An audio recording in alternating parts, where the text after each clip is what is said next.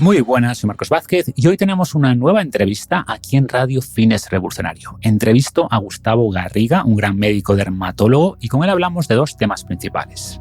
El primero es el acné. Veremos por qué se produce, cómo influye la alimentación, el papel de las hormonas, de la microbiota de la piel, qué suplementos pueden ayudar, qué tratamientos existen. Y después hablaremos sobre el colágeno de la piel. Gustavo nos explica qué es, por qué importa tanto para mantener una piel joven, qué nos dice la evidencia sobre los suplementos de colágeno hidrolizado, qué compuestos y tratamientos pueden mejorar nuestra producción de colágeno. Y ya para terminar, Gustavo nos detalla su rutina diaria para la piel.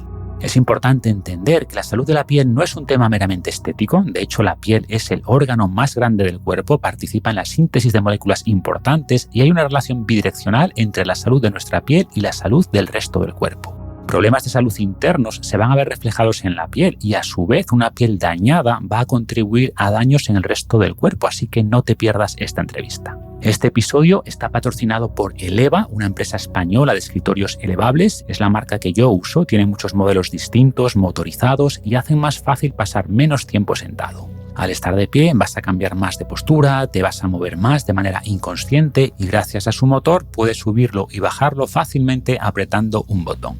Como siempre digo, no se trata tampoco de estar todo el día de pie. Personalmente me gusta sentarme cuando escribo, pero para grabar podcast, para dar charlas o en muchas reuniones prefiero estar de pie y los escritorios de Eleva facilitan eso. Podéis echar un vistazo a todos sus modelos en fitnessrevolucionario.com/eleva, E-L-E-V-A, repito, fitnessrevolucionario.com/eleva y con el código FR10 tendréis un descuento del 10%. Menciono también a WeBotanics, que acaban de sacar una línea nueva de colágeno marino, uno especialmente diseñado para la piel, que además de colágeno incluye otros compuestos como el ácido hialurónico, que hoy hablaremos con Gustavo de su uso tópico, pero que también aporta beneficios para la piel al ser ingerido. Tenéis más información de este producto y otros muchos en webotanics.com y un descuento del 10% también con el código FR10. Y sin más, damos la bienvenida a Gustavo Garriga. Bienvenido al podcast, Gustavo, ¿cómo estás? Hola, ¿qué tal, Marcos? Pues aquí con muchas ganas de echar un ratito muy bueno y hablar un poquito de lo que más me gusta a mí, que es la dermatología, ¿no? O sea que adelante. Igualmente, es un placer charlar contigo sobre salud de la piel y hay mucho de lo que hablar, pero quería empezar con el tema del acné, especialmente prevalente en adolescentes, pero también lo sufren muchas personas adultas, ¿no? Sí. Así que cuéntanos en primer lugar, ¿qué es realmente el acné y cómo se produce? Pues mira, realmente el acné, yo creo que hay que entenderlo precisamente por cómo es, ¿no? Porque últimamente como que se tergiversan mucho las cosas, ¿no? Realmente el acné es un problema de la salud de la piel, o sea, es una patología como tal. ¿Qué es lo que pasa? Que muchas veces se tiende como a banalizarlo un poco y se considera como algo superficial, estético, algo más banal, cuando en realidad sí que nos puede alertar sobre, digamos, alteraciones a nivel incluso de nuestro metabolismo y tal, que luego si quieres ahondaremos un poquito, ¿no? Entonces, básicamente, el acné como tal, importante, es una patología, es una alteración de la salud de la piel, no es fisiológico tener acné, es decir, ahí hay algo que funciona mal y realmente el origen está en la glándula sebácea. Básicamente, las glándulas sebáceas se encuentran sobre todo en zonas de rostro, zonas, por ejemplo, más seborreicas, como puede ser pecho y espalda. Y es en esta zona donde puede aparecer el acné, sobre todo porque la glándula sebácea, por diferentes factores que luego veremos seguro, empieza a ser más activa de lo normal, produce un sebo que es excesivamente denso, ese sebo acaba taponando la obstrucción de salida del poro y al final, pues bueno, claro, esto es como lo que pasa cuando hay un agua que está estancada, ¿no? Empiezan a aparecer una proliferación y un sobrecrecimiento bacteriano, empieza a aparecer una supuración y ahí es ya cuando aparecen lesiones inflamatorias con supuración, nódulos que duelen, que están inflamados y que finalmente pues, pueden producir las cicatrices, ¿no? Que es la principal complicación que puede haber. ¿Y qué papel juegan en este trastorno las bacterias? ¿O se habla cada vez más de la famosa microbiota de la piel? ¿Qué aspectos destacarías aquí? Sí, pues mira, realmente el acné no hay que entenderlo como un trastorno, digamos, que sea infeccioso, ¿no? O contagioso, por así decirlo. Realmente sí existe, digamos, un sobrecrecimiento bacteriano, pero son nuestras propias bacterias. Es decir, son bacterias que son comensales, que están en la piel de todas las personas, Es decir, que por tocarle, por ejemplo, un granito a una persona y luego tocarte la piel a ti, no te va a contagiar el acné, ¿no? Es decir, lo que existe es una alteración precisamente de lo que comentas, del microbioma. Al final, el microbioma pues, son todos los organismos que habitan en una superficie, por así decirlo, en alguna zona del organismo. Puede ser, por ejemplo, el microbioma cutáneo, que es lo que se altera, digamos, en el acné, pero ojo porque también la microbiota intestinal también se altera y, de hecho, en función de lo que comemos, la microbiota intestinal cambia y eso se ha visto que está súper relacionado con un montón de patologías, algunas de ellas inflamatorias, como es, por ejemplo, el caso del acné. O sea, existen, por ejemplo, probióticos que han demostrado mejorar, digamos, la presencia de acné, etcétera, e incluso, por supuesto, la alimentación también juega un papel importante. Quiero que hablemos después de alimentación, ¿no? De alimentos que puedan empeorar o mejorar el acné, pero antes quería preguntarte cuáles serían los principales factores que contribuyen al acné o que aumenten el riesgo de que se produzca. Sí, a ver, realmente en el acné influyen muchísimos factores, ¿eh? O sea, aquí muchas veces, claro, ojalá fuera en medicina las cosas tan sencillas como decir, mira, pues tienes acné porque estás comiendo chocolate, entonces, claro, pues me quita el chocolate y acné curado. Ojalá, pero por desgracia no. Es decir, existen muchos factores que influyen. Para empezar, la genética, ¿no? Yo creo que la genética es una cosa que al final siempre pues, va a nuestro favor o va en nuestra contra, ¿no? ¿Qué es lo que pasa? Que la genética, pues igual que no podemos cambiarnos el color de los ojos, pues no podemos cambiar nuestros genes que están relacionados con la aparición del acné, ¿no? Entonces, pues bueno, ahí hay poco que rascar, pero que si un padre tuvo acné severo en la adolescencia y su hijo la tiene y los hermanos de su hijo también lo tienen, pues ahí no cabe duda que las personas que tienen antecedentes familiares sí que tienen un mayor riesgo de padecer este trastorno. ¿Y qué factores genéticos pueden influir? Me explico, puede ser el tamaño de los poros, factores hormonales que se heredan ahí, ¿no? Supongo que muchas cosas, pero no sé si podemos concretar. Sí, de hecho, hay algún estudio que mira eso precisamente, es decir, por ejemplo, la actividad de las glándulas sebáceas existe, digamos, como una tendencia hereditaria a tener una predisposición mayor a tener una glándula más activa y, por ejemplo, que te predisponga también a temas de acné, ¿no? Luego también hablamos, por ejemplo, de trastornos, porque claro, el acné al final se puede asociar a patologías, digamos, endocrinológicas, tipo síndrome de ovario poliquístico y tal, que también puede tener cierta tendencia, digamos, familiar. Y luego otra cosa que se puede confundir con genética, pero que no lo es, son los patrones, digamos, de hábitos de vida. Porque, claro, esto se ve mucho que, por ejemplo, claro, tú cuando eras adolescente lo que comes normalmente es lo que comes en casa o, digamos, tus hábitos suelen ser un poco los que te inculcan tus padres, ¿no? Entonces, en ocasiones realmente no existe un origen tan genético, sino que es más por los hábitos, ¿no? Por lo que comemos en casa, la manera de alimentarnos. Los hábitos también se heredan, digamos. En cierto modo sí, pero bueno, eso al menos se puede llegar a modificar, ¿eh? Eso es la parte positiva. Muy bien. Mencionaste el tema hormonal. ¿Cómo influyen aquí las hormonas o qué aspectos hormonales suponen un factor de riesgo? Pues mira, los factores hormonales, claro, aquí al final cuando hablamos de una patología multifactorial, es decir, que influyen muchos factores, lo que tenemos que tener en cuenta es que no todos pesan lo mismo, es decir, no todos contribuyen de igual manera al riesgo, la probabilidad de que tengas acné, ¿no? Y aquí es donde hay que resaltar de forma muy importante que las hormonas en esa balanza sería lo que más pesa. De hecho, no es casualidad de que, digamos, el hecho de que en niños, por ejemplo, antes del desarrollo hormonal, básicamente nosotros cuando nacemos, digamos como que no somos niños, ¿no? Digamos las hormonas sexuales, que son las principales que están involucradas en el desarrollo del acné, los andrógenos, las hormonas masculinas, suelen estar como un poco como en reposo o están un poco más ausentes mientras que somos niños, hasta que llega la adolescencia y ya se produce un poco el desarrollo hormonal, desarrollo de caracteres sexuales, bueno, ya se produce la adolescencia y el desarrollo completo, ¿no? No es casualidad que, de hecho, durante la infancia, o sea, un niño, por ejemplo, de 5, 6, 7 años, es raro que tenga acné. De hecho, a edades tempranas estaría justificado realizar un estudio para descartar que no tenga ninguna alteración hormonal, porque es excepcional tener acné a estas edades. Mientras que, justamente en el momento en el que se produce el desarrollo hormonal, ahí existe el pico máximo de aparición de acné. Ahí es cuando los andrógenos hacen que pues, prácticamente el raro en la adolescencia es el que no tiene acné en ningún momento, ¿no? O sea, casi todos hemos pasado un poco por esa época.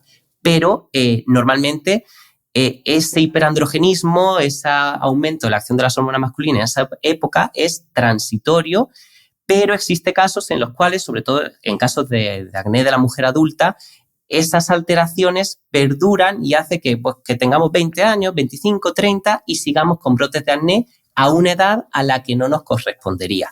Y en esos casos, las hormonas siempre están metidas en el ajo, como se dice, ¿no? ¿Y qué importancia puede tener el estrés emocional? Parece que es común tener brotes o que aumente el acné en momentos de más estrés. ¿Hay conexión real aquí? 100%. De hecho, no es casualidad, ¿no? Al final, pues cuando estamos agobiados, ya según la época de la vida, pues tenemos agobios diferentes, ¿no? Pues en la ESO, pues la época de exámenes, en época ya, pues bueno, ya a lo mejor la universidad, estudios superiores o el trabajo o la vida misma, ¿no? O sea, actualmente es verdad que el estrés y la ansiedad es uno de los grandes problemas que tenemos en la sociedad actual.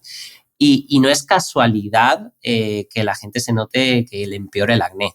¿Existe una correlación a nivel, digamos, de la estructura de la piel? Sí, porque realmente a nivel de las glándulas sebáceas, que como decíamos son la estructura en la que se origina el acné, existen unos receptores que se activan con ciertas hormonas del estrés. Aquí al final, pues bueno, el cortisol y digamos todo este eje de hormonas relacionado, básicamente cuando estamos estresados aumentan los niveles y precisamente a nivel de la glándula sebácea existen receptores de tal manera que, por así decirlo, nuestra glándula sebácea se entera de cuando estamos más estresados y como consecuencia se produce un aumento de la función sebácea que una vez más nos predispone a tener brotes en esos momentos. O sea que sí, no es un mito, sino que es totalmente cierto y existe una correlación. Muy bien, pues pasemos a la parte de alimentación. Mencionaste antes esa conexión intestino-piel, ¿no? La importancia que tiene la calidad de nuestra microbiota.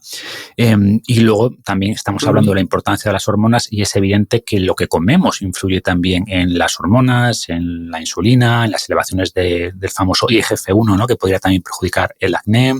¿Qué sabemos sobre el impacto de la alimentación en el acné? ¿Existen alimentos que aumenten el riesgo y al revés, alimentos que puedan ayudar a reducirlo? Sí, efectivamente. La alimentación influye mucho, o sea, influye prácticamente yo creo que en casi todo y el acné no es una excepción. También es cierto que tampoco nos tenemos que, digamos, volver extremistas, ¿no? Es decir, hay ciertos alimentos que a nivel del acné pues pueden ser no los más adecuados. Por ejemplo, hablamos de los lácteos, ¿no? Es decir, un aumento, o sea, un consumo excesivo de lácteos para el acné pues puede ser perjudicial precisamente por eso, por la IGF-1, ¿no? Estos factores de crecimiento similares a la insulina, pero tenemos que tener en cuenta que el acné no es una alergia alimentaria, no es que seamos intolerantes a la lactosa ni nada del estilo, es decir, tenemos que intentar tener un patrón de alimentación que sea saludable y que sea lo más adecuado para nuestro acné, pero sin tampoco renunciar, por ejemplo, a los lácteos al 100%, como a veces se ve a lo mejor en redes sociales o en otros sitios. Es decir, tenemos que intentar pues poner todo en una balanza, ya que no estamos hablando de un problema que sea meramente de tipo alimentario, ¿no? Donde hay la evidencia científica que existe hasta ahora.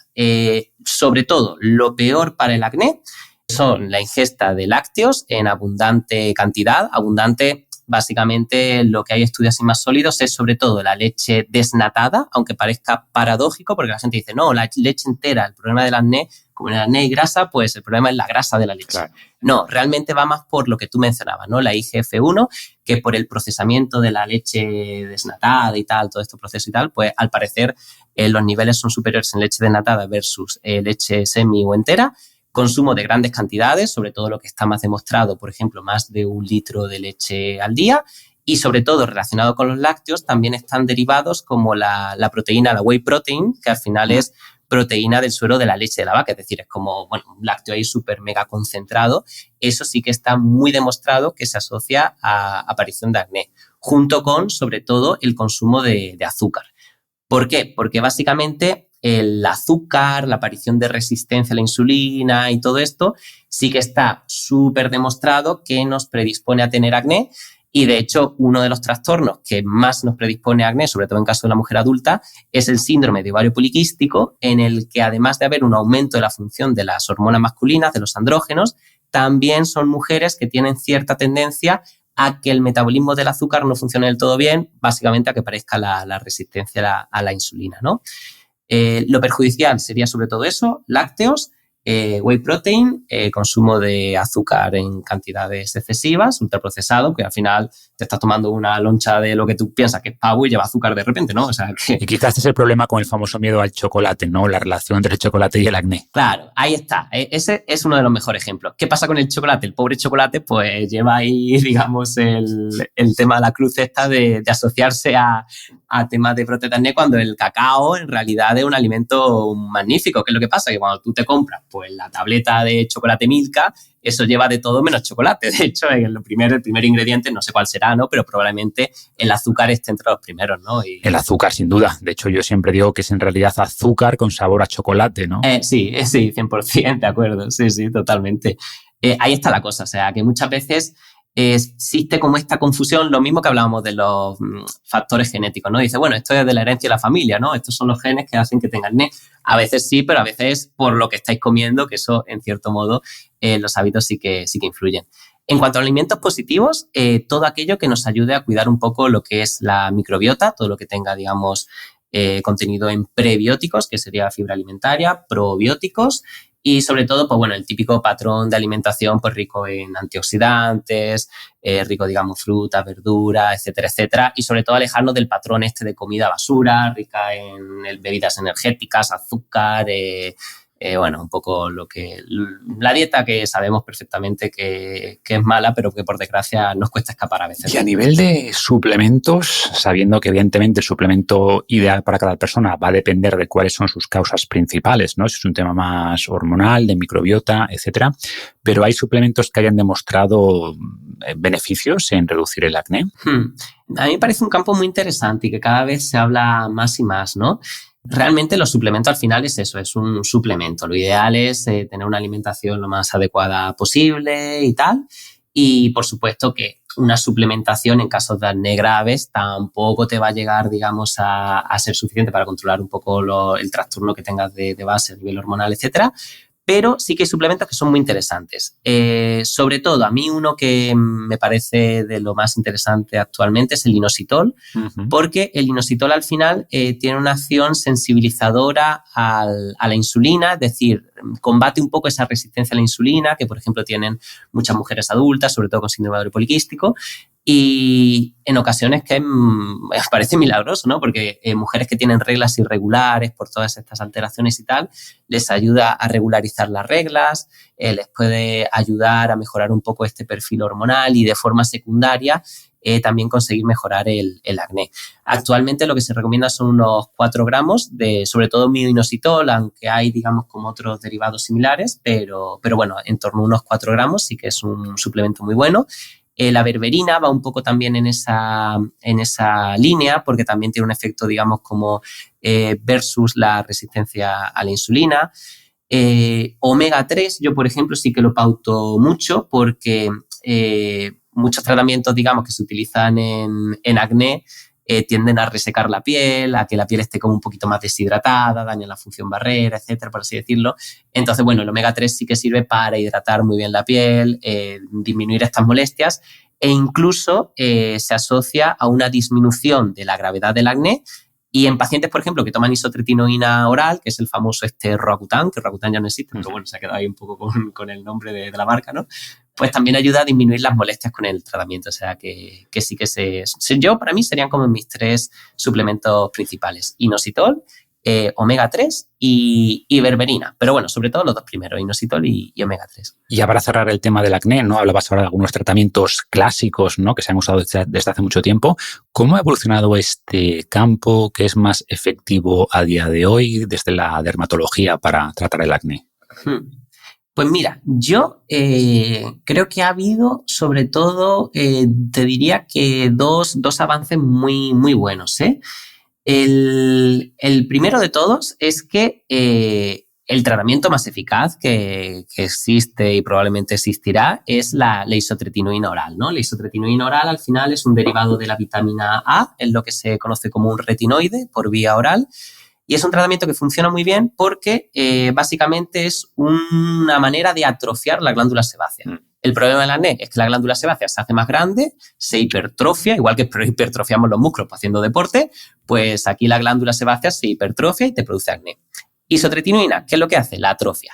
Entonces, sí que es un tratamiento muy eficaz para eliminar los brotes, pero yo creo que el gran avance que ha habido últimamente es que hay muchas chicas, sobre todo hablo muchas veces en femenino, no porque los chicos no tengan acné, sino porque los casos de acné crónico normalmente son en el caso de la mujer adulta, ¿no? Por el tema de este desbalance y estas, digamos, alteraciones a nivel hormonal. ¿Qué es lo que pasa? Que isotretinoína es un tratamiento que funciona fantástico para atrofiar la glándula sebácea. Pero el problema está en que todo este ambiente hormonal, cuando nosotros tenemos una chica que tiene problemas de hiperandrogenismo, resistencia a la insulina, etcétera, esa glándula que estaba totalmente atrofiada por el tratamiento, este ambiente hormonal hace que se vuelva a hipertrofiar. Es decir, nuestras hormonas es como hacer musculaciones, hacer ejercicio. Al final estamos entrenando nuevamente a la glándula sebácea y eso es lo que genera, digamos, las recaídas. El gran avance para mí, uno de los principales, es que hace unos años, ¿no? Al final, este es un tratamiento que lleva más de 40 años comercializado. Lo que se daba para prevenir estas recaídas, lo único que había era anticonceptivos.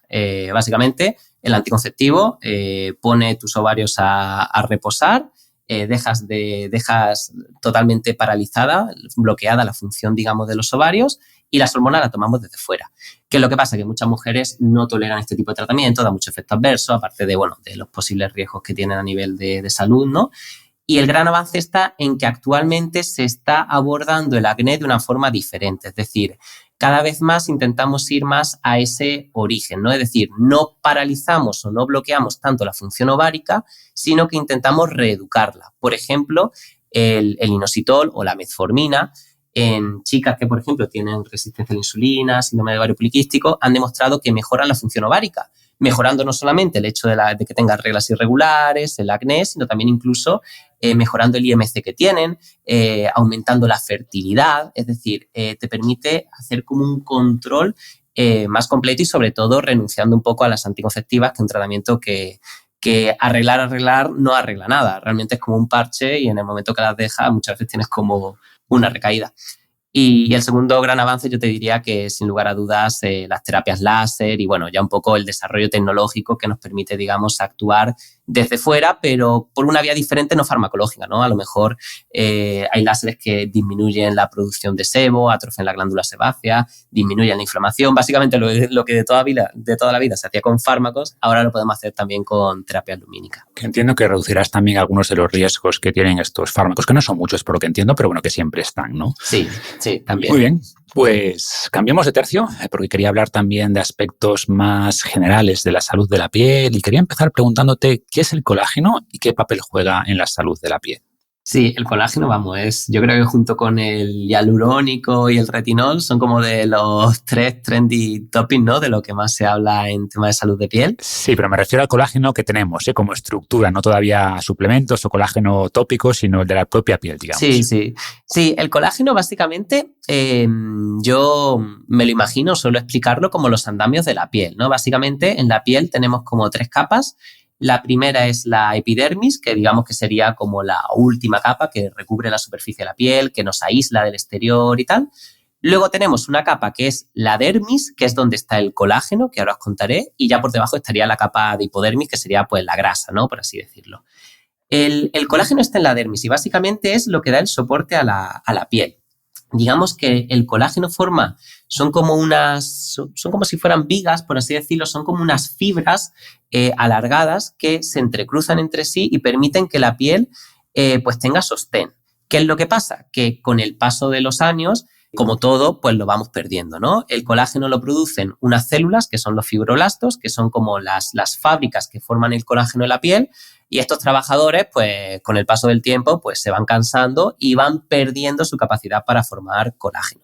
De tal manera que poquito a poco, al ir perdiendo estos andamios, se van haciendo más frágiles, se van rompiendo, se van desorganizando y eso hace que la piel poco a poco se vaya apareciendo un poco pues esa pérdida de sostén, esa flacidez, esas arrugas y poco a poco, pues bueno, la aparición de signos del envejecimiento cutáneo. Entonces debemos proteger por una parte el colágeno que tenemos y luego ver si podemos ayudar un poco a esos trabajadores a que produzcan nuevo colágeno, ¿no? Sobre todo a medida que envejecemos. ¿Y qué factores pueden ayudarnos a, por un lado, proteger el colágeno y al revés, cuáles lo perjudican más? Sí, pues mira, a nivel de protección del colágeno, realmente muchas veces la manera de protegerlo es frenar o actuar contra aquellos factores precisamente que lo degradan, ¿no? ¿Por qué? Porque al final muchas veces cuando vemos productos que estimulan la formación de colágeno, muchas veces vemos productos que son antioxidantes. ¿Por qué? Porque realmente todo lo que es el estrés oxidativo va destruyendo las estructuras de nuestro organismo, ¿no? El estrés oxidativo al final, pues en la piel, por supuesto, la radiación ultravioleta, ¿no? La piel es la primera línea de defensa, la primera frontera que tenemos con el mundo exterior, y todo lo que es los rayos UVA, los rayos UVB, generan un estrés oxidativo que van, digamos, destruyendo todas las moléculas que se encuentran. El ADN produce mutaciones, a nivel del colágeno producen su destrucción. También, por supuesto, el estrés oxidativo también viene por todo el tema de la contaminación, tabaco, humo, y luego también por nuestro hábito de vida, ¿no? Es decir, pues el estrés, todo el tema de disminución de horas de sueño, baja nivel de actividad física, etcétera. Todo eso genera un ambiente, digamos, proinflamatorio, un ambiente, digamos, oxidativo, que genera que este colágeno se vaya destruyendo. Para evitar esto, solemos utilizar sobre todo antioxidantes. Antioxidantes que pueden ser ya sea por vía oral, hay alimentos que se consideran como saludables para la piel, que básicamente es fruta, verdura con color, porque estos antioxidantes son sustancias que son coloreadas. Muchas veces cuando nosotros vamos al supermercado, a la sección de fruta, verdura, todos esos colores tan llamativos, o sea, ¿por qué una naranja tiene ese color naranja tan llamativo, ese pimiento rojo, ese pimiento verde, ¿no? Pues al final todos estos antioxidantes son sustancias coloreadas, ¿no? Entonces, básicamente, intentar incluir en la dieta antioxidantes, aceite de oliva, por ejemplo, también los contiene, ¿no? Sobre todo frutas y verduras, ¿no? Como os digo. Y luego aparte, pues bueno, a nivel tópico también se pueden probar diferentes moléculas como antioxidantes tipo vitamina C, etcétera. También importante, hablamos del tema del azúcar. El azúcar a nivel del organismo también va deteriorando poco a poco todos nuestros tejidos, y la piel tampoco es una excepción.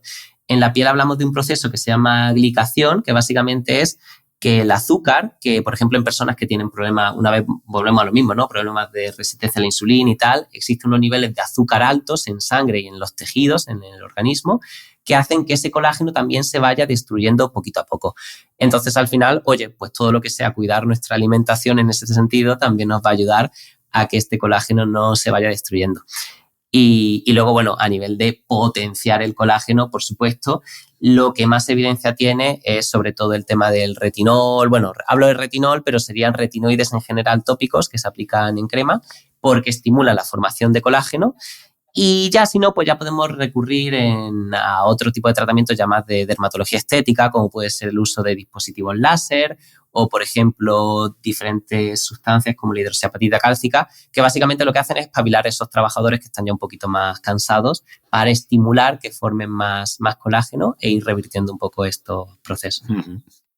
Bueno, pues creo que profundicemos en alguno de estos puntos.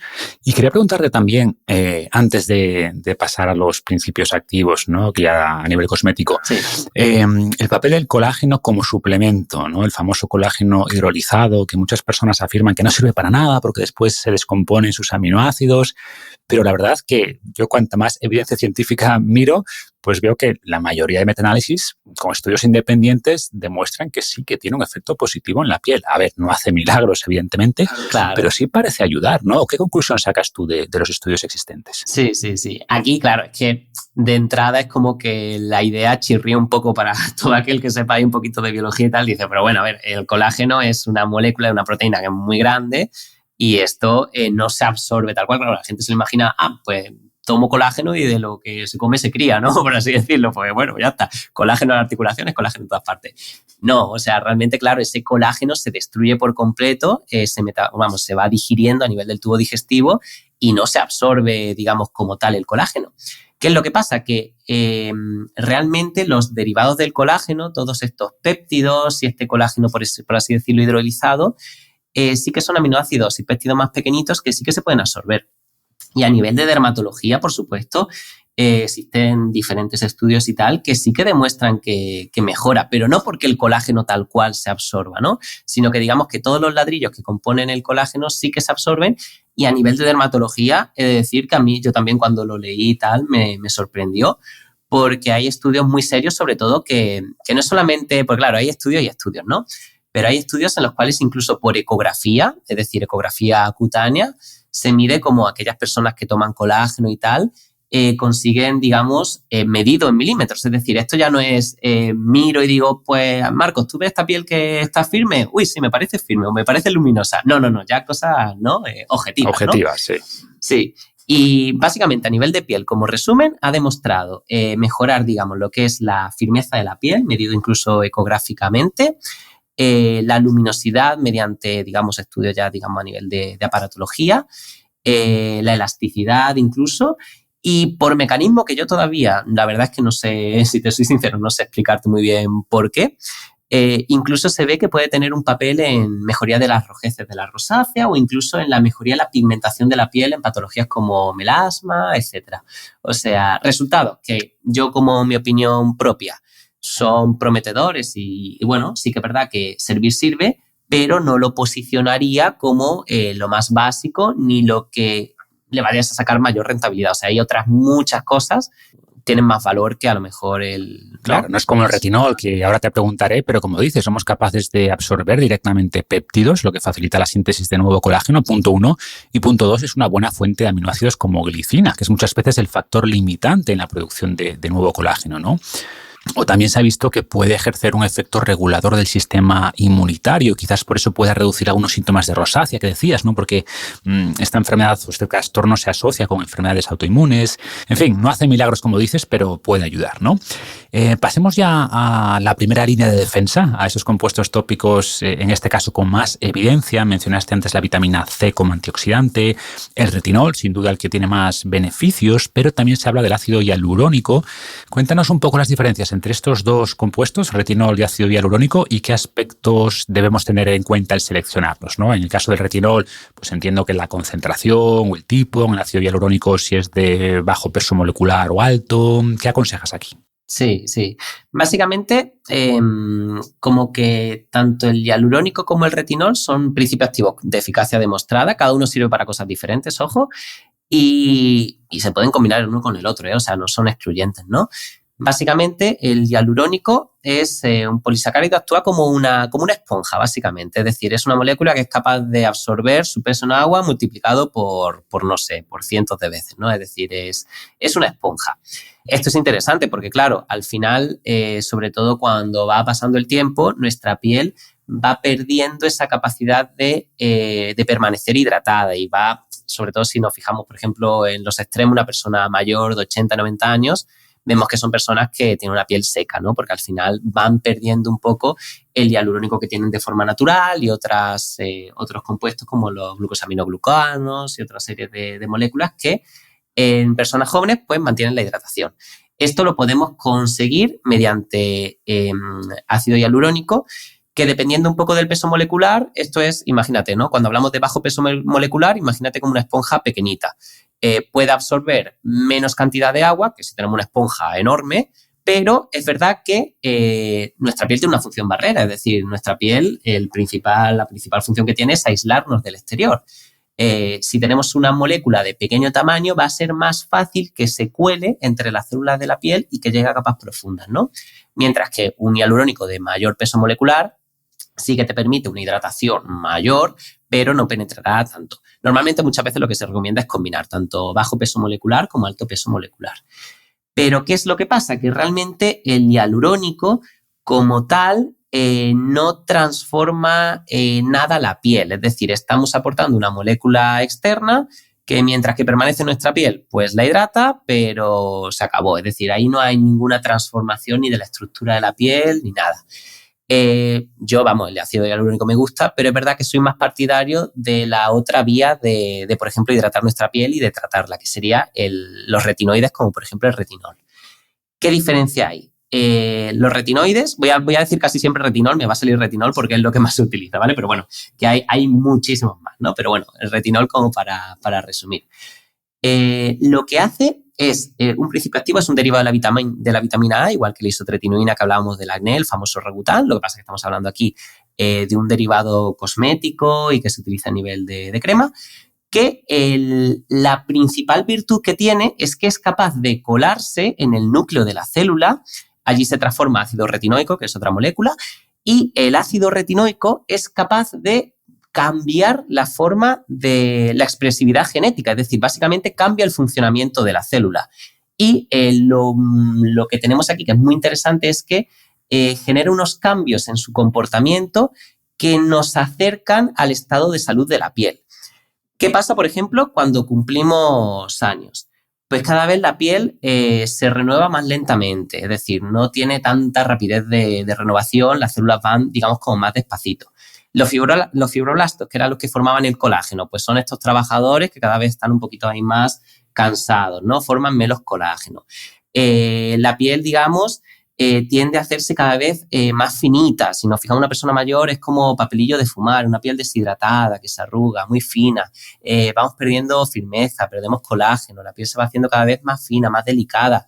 Damos un golpe en la piel y de repente aparece como un morado, ¿no? Aparece un sangrado, una hemorragia, ¿no? ¿Qué hace el retinol? Básicamente actúa en sentido opuesto. Hace que las células se renueven más rápidamente, refuerza, por tanto, la función barrera de la piel y permite que la piel se mantenga hidratada por sí misma, no porque le estemos dando hialurónico desde fuera, sino que hace que tu propia piel sea autosuficiente en mantenerse hidratada, hace que la piel forme más colágeno, estimula, digamos, estos trabajadores de los que hablábamos previamente, y básicamente te acerca un poco al estado de salud original que se va deteriorando con el paso del tiempo. ¿Y qué es lo valioso? Que al final estos cambios perduran en el tiempo, es decir, no son cambios tan fugaces como lo que puede ser el ácido hialurónico, sino que básicamente esto es como quien va a hacer deporte y a entrenar. Tú, por ejemplo, sigues un plan de entrenamiento durante 6 meses, al 7º mes no estás como antes de haber entrenado, ¿no? Si hay cambios y digamos que hay un remanente que permanece. Cierto es que si luego pues te tiras pues un año entero sin hacer nada, pues oye, probablemente lo perderás, ¿no? Pero sí que te permite, digamos, un ejercicio, digamos, de transformación de la piel que nos acerca un poco al estado de salud, que es lo que vamos perdiendo poco a poco con el tiempo. Bueno, y de salud y sobre todo de que al final nos vamos deteriorando, ¿no? O sea, al final es fisiológico, ¿no? Cumplir años y que la piel se vaya haciendo cada vez de peor calidad. Pero bueno, que hay herramientas que nos pueden ayudar a revertir un poco esto. Claro, o que ese empeoramiento sea lo más lento posible, ¿no? Y siguiendo con la analogía del ejercicio, e igual que no vas a intentar levantar 100 kilos de peso muerto tu primer día de gimnasio, tampoco vas a aplicar dosis altas de retinoides el primer día y hay que hacerlo de manera gradual, ¿no? ¿Qué precauciones debemos tener a la hora de usar retinoides o cómo recomiendas aplicarlo? Sí, pues 100% es que la comparación, la analogía es que vale perfectamente. El retinol tal cual es como hacer deporte, es decir, básicamente al principio tenemos que empezar por una concentración adecuada, dependerá de la persona, o sea, aquí no hay, digamos, cuesta mucho. Yo cuando tengo que hablar en redes sociales y generalizar es que me cuesta mucho, dependerá del caso, ¿no? Pero normalmente, por decir algo, entre 0,25, 0,5 puede ser algo, digamos, razonable para empezar, según la persona. Al principio notaremos las agujetas. ¿Qué son las agujetas en la piel con el retinol? Básicamente, el retinol al principio, paradójicamente, altera la función barrera de la piel. Digo paradójicamente porque a la larga sí que la refuerza, es decir, permite que la piel se mantenga hidratada por sí misma y que no necesite ningún tipo de hidratante. Pero al principio sí que la piel se enrojece un poco, se descama, se irrita, la función barrera se altera y entonces la piel se deshidrata. Entonces, bueno, eso son lo que se llaman las típicas agujetas del retinol. ¿Cuánto tiempo tardan en mejorar? Pues bueno, depende del caso, ¿no? Pero un mesecillo, 6 semanas, 2 meses, 3 meses, dependiendo un poco del caso de cada persona. Y al final, básicamente lo que hay que empezar es por una concentración adecuada, e igual que cuando empiezas a hacer deporte. Pues oye, pues tú no te vas a poner a hacer deporte todos los días de repente si no te has movido en 10 años, ¿no? Pues bueno, empieza si quieres un día a la semana. Si al día siguiente tienes una agujeta que te mueres, pues descansa, no te vuelvas a aplicar el retinol. Pero bueno, poquito a poco ves subiendo el número de días hasta que seas capaz prácticamente de aplicarlo a diario, como quien hace deporte básicamente. En principio hay zonas que son más sensibles, como por ejemplo la zona de párpados, ¿no? Zona de contorno de ojos y cuello, que sí que se recomienda evitarlo, al menos de entrada, porque sí que son zonas que se pueden irritar más. Y básicamente muy importante utilizar siempre el producto de noche, básicamente porque es fotosensible. No es fotosensibilizante, es decir, no hace que tu piel se vaya a quemar con mayor facilidad, pero el retinol en sí mismo, la molécula, es fotosensible, es decir, si lo usas de día, tirar el dinero a la basura, porque básicamente va a venir el sol, lo va a destruir y nada. Por eso se tiene que usar sí o sí por la noche. Pero se puede utilizar incluso en verano porque no hace tu piel más sensible al sol. Perfecto. Y si hablamos ya de tratamientos en consulta, creo que mencionaste el láser antes, ¿no? ¿Cuáles te parecen más efectivos para potenciar este colágeno? Aquí dependería, pero básicamente para formar colágeno, de los tipos de láseres que hay, actualmente el que tiene más evidencia científica y tal, sería el láser CO2 fraccionado. Básicamente, el láser CO2 fraccionado lo que hace es que dispara un haz de láser que tiene mucha energía y de hecho lo que hace es como una microperforación en la piel. Esto, claro, lo que hace es cientos de miles de microperforaciones en la piel que lo que permiten es hacer un daño controlado en la piel, calentar, digamos, las capas más profundas y este calor activa la formación de colágeno en los fibroblastos. La recuperación es rápida porque al final no estamos quemando la piel completamente, sino que la estamos quemando solamente en zonas muy concretas y dejando zonas de piel sana alrededor. Entonces la recuperación, 5 o 7 días, la piel está totalmente recuperada. Y ese calor que transmitimos a capas profundas es capaz de estimular la formación de colágeno de una forma muy evidente, tanto que puede mejorar incluso cicatrices de acné y, digamos, problemas así de atrofia de la piel importantes. Y ese estímulo hace que tu piel vaya formando colágeno incluso 1 año y medio después del disparo de láser que hacemos en primer lugar. Para colágeno sería lo muy importante. Hay también otros dispositivos láser que también se podrían utilizar, pero si tuviera que decir el más famoso, sí que te mencionaría ese. ¿Y es doloroso este láser? Un poquillo sí. O sea, aquí crema anestésica hace falta porque si no... Para presumir hay que sufrir, decía, sí, ¿no? sí. Tanto con el retinol como con el láser, ¿eh? O sea que... No, pero con crema se hace ameno, ¿eh? O sea que no llega a ser un trauma tampoco. Genial, pues ya la última pregunta es un poco más personal y quería preguntarte, ¿no? Aprovechando que hablo con un dermatólogo, ¿cómo es tu rutina? ¿Cómo es la rutina de Gustavo a lo largo del día? Sí. ¿Qué usas y cómo lo aplicas? ¿Qué nos puedes contar? Sí, pues mira, yo en verdad tiro un poco de todo, ¿no? Al final, pues bueno, esto es lo bueno de tener todas las cosas a tu disposición, es que bueno, voy picoteando un poco de cada cosa. Lo que haga yo, pues no tiene por qué ser lo que haga todo el mundo, ¿no? Porque no es lo mismo tener todo a tu disposición a lo mejor y tenerlo en casa y tal, que no. Entonces, bueno, yo básicamente, en cuanto a temas de rutina cosmética, sí que suelo utilizar un limpiador que sea exfoliante, básicamente porque exfoliar la piel es súper importante. Te permite, digamos, no solamente quitar la suciedad de la piel, sino también hacer como una limpieza más profunda, de sustituir, por ejemplo, todo el tema de los poros, que al final, en el momento que se taponan, es cuando empieza a aparecer, digamos, la tendencia acnéica. Y luego, aparte, pues bueno, todo lo que sea exfoliar la piel te permite dejar la piel lo más limpia y despejada posible para que luego los principios activos penetren mejor, ¿vale? Yo luego por la mañana la verdad es que ni aplico hidratante y fotoprotector no aplico en muchas ocasiones. Y esto es una cosa que genera debate, controversia. Cierto, porque la mayoría de dermatólogos lo plantean como algo básico, innegociable, y no solo la aplicación temprana, sino después repetir cada pocas horas, ¿no? ¿Cuál es tu enfoque? Sí.